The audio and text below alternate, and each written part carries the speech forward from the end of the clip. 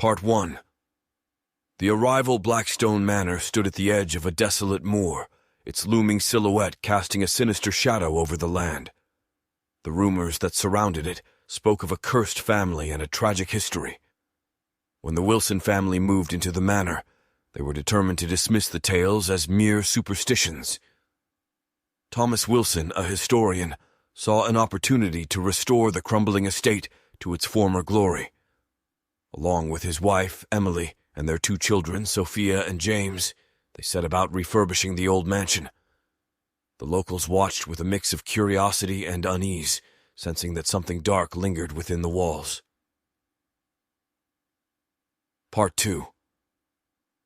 The Unsettling Nights. The first few nights were peaceful. The Wilsons believed they had dispelled the stories and settled into their new life. But as the moon rose higher in the sky, strange occurrences began to unfold. Emily would hear faint whispers in the corridors, while Thomas felt an icy hand on his shoulder when no one was around. Sophia, the youngest, started seeing a young girl in a tattered white dress. The girl appeared at the foot of her bed, her eyes hollow and sad. James, the older of the 2, dismissed Sophia's claims as childish imagination, but he couldn't ignore the footsteps that echoed through the empty hallways. Part 3. The Unveiling.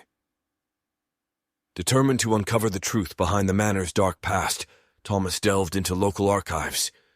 He discovered that the Blackstone family, the manor's original inhabitants, had suffered a series of tragedies. A fire had claimed the lives of the children, and their mother had vanished under mysterious circumstances. The locals believed the family was cursed, doomed to wander the manor in eternal sorrow. Emily grew increasingly anxious as the nights grew colder. She confided in Thomas about the voices that whispered her name and the feeling of being watched. Thomas, however, remained skeptical, attributing the experiences to the stress of moving and the eerie atmosphere of the manor. Part 4. The Descent. As the days turned into weeks, the presence in the manor grew stronger. Doors slammed shut on their own, and the sound of distant weeping filled the air. Sophia's encounters with the ghostly girl became more frequent, her fear intensifying with each sighting. James, struggling to maintain his rationality, decided to set up cameras throughout the house to capture any evidence of the supernatural. One evening, as the family sat down for dinner, the table began to shake violently. Plates shattered, and the chandelier swung wildly. The terror on their faces was undeniable, and the Wilsons realized they could no longer deny the sinister reality of their situation. Part 5. The confrontation with the evidence caught on camera. Thomas had no choice but to confront the supernatural force that had taken over their home. He contacted a local medium, a woman known for her ability to communicate with the spirits. She arrived at the manor, her presence calming yet tinged with an air of foreboding. The medium led the Wilsons in a séance, attempting to make contact with the restless spirits. As their hands touched the planchette on the Ouija board, a cold wind swept through the room. The medium's eyes rolled back, and a voice that was not her own echoed through her lips. "Release us," the voice pleaded, a chorus of whispers joining in. The curse, the pain, ended. Part 6. The Revelation. Through the medium, the family learned the tragic truth of the Blackstone family's demise. The mother had been wrongly accused of her children's deaths, leading to her imprisonment and subsequent death in a jail cell. The children, consumed by grief and confusion, had perished in the fire while searching for their mother. Touched by the spirit's sorrow, the Wilsons vowed to help them find peace. With the medium's guidance, they embarked on a ritual to cleanse the manor and release the trapped souls. The ritual involved incantations, offerings, and the burning of old belongings that had ties to the curse. As the flames engulfed the items, the manor shook violently. A wailing cry echoed through the halls, and the family felt an overwhelming surge of emotions. And then, as suddenly as it began, the turmoil ceased. The air was still, and the presence that had plagued them for so long vanished. Epilogue. The Legacy. In the aftermath, the manor felt lighter, as if the weight of generations of sorrow had been lifted. The Wilsons, exhausted but relieved, found solace in the knowledge that they had put the spirits to rest. The medium bid them farewell, cautioning them to always respect the past and the spirits that might linger. Years later, Blackstone Manor had transformed from a place of fear to a place of history. Thomas had documented the family's experiences and the cleansing ritual, ensuring that the story would be passed down through generations. The manor still held an air of mystery, but its dark reputation had faded, replaced by tales of courage and redemption.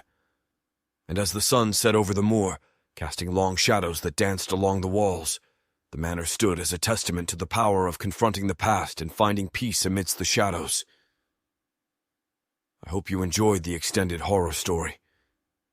If you have any more requests or questions, feel free to ask.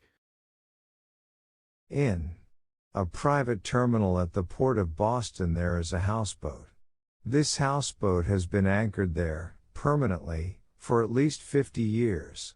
The eccentric owner has maintained all fees and taxes and is in good standing with the port authority. Still, even if the owner wasn't financially responsible, no one would ask them to depart. Despite the owner's friendly, hospitable, if odd nature, there is a persistent air of unease around the boat and the area of the port surrounding.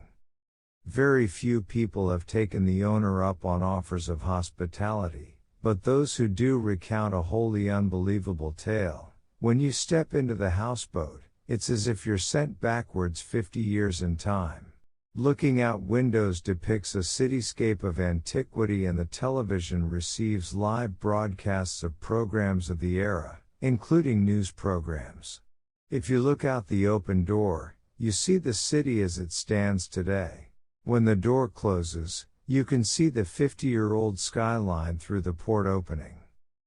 Some visitors who spend time with the owner notice something particularly disturbing, an almost uncanny resemblance to their host, despite obvious age differences.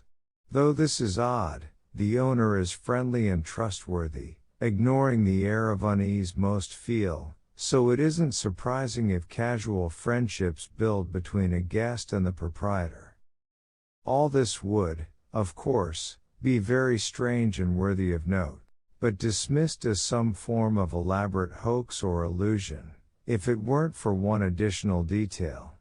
Whenever someone elects to spend the night in this houseboat after an evening of conversation and a few drinks, they are never heard from again.